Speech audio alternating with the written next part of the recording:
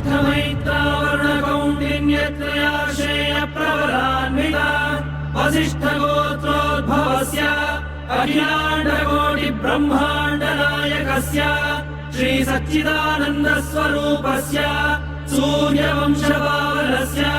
श्रीमदिक्ष्वाकुकुलवंशोद्भवस्य श्री रघुमहाराजवर्मणः प्रपौत्राय अजमहाराजवर्मणः पौत्राय दशरथमहाराजवर्मणः पुत्राय चक्रवर्ति सार्वभौमाय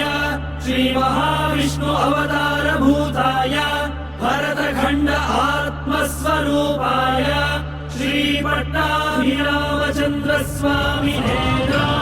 श्रीरामचन्द्रं सीता लक्ष्मण भरत शत्रुघ्न सहित सदा